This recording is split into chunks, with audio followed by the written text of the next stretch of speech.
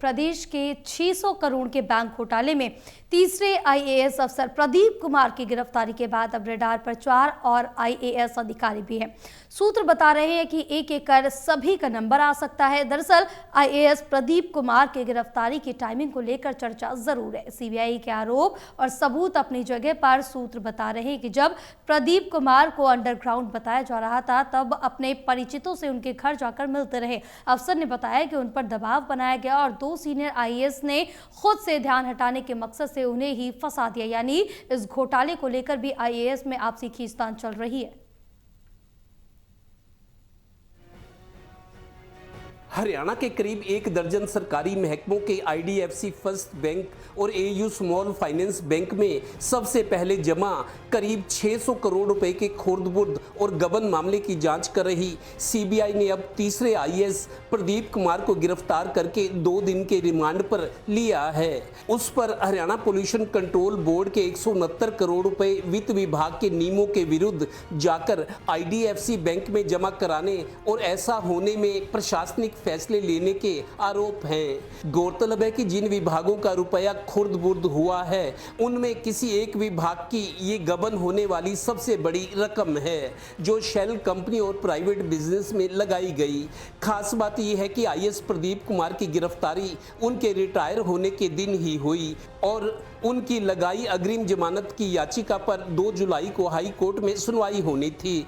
उससे पहले ही सीबीआई ने गिरफ्तार कर रिमांड पर ले लिया। गौरतलब है कि इस बड़े घोटाले में 2 आईएएस राम कुमार सिंह और पंकज अग्रवाल पहले से ही अंबाला की सेंट्रल जेल में बंद हैं। अब 4 आईएएस और अफसर सीबीआई के रडार पर हैं। सूत्र बता रहे हैं कि एक एक करके सभी का नंबर लगना है। सीबीआई अभी एक एक विभाग के गबन की जांच, उसके लिए दोषी, जरूरी दस्तावेज, डिजिटल डिवाइस और एविडेंस के साथ आगे बढ़ रही है। इस बैंक घोटाले में गिरफ्तार ऑफिसर्स तीनों ही सीनियर आईएएस अधिकारी हैं। इनकी नौकरी को 20 साल से ज़्यादा हो चुके हैं। जो आईएएस सीबीआई के रडार पर हैं वो भी इतने ही सीनियर हैं। सूत्र बता रहे हैं कि इस बैंक घोटाले में मोटी रिश्वत पाने वाले और अब जेल में बंद एक अफसर को उसी विभाग में उसी पद पर लगवाने में एक मंत्री की भी भूमिका रही है। यानी सफ़ेद पोशों पर भी अब दाग लगने शुरू। हे राम।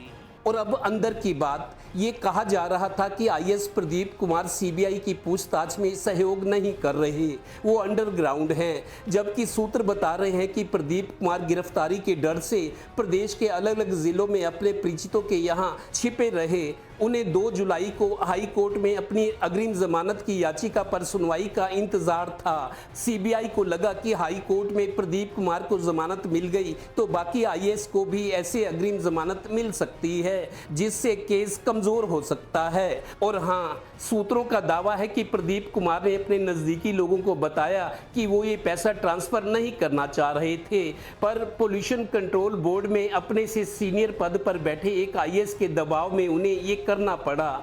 इसका जिक्र प्रदीप कुमार ने हाई कोर्ट में दाखिल अपनी अग्रिम जमानत याचिका में किया है।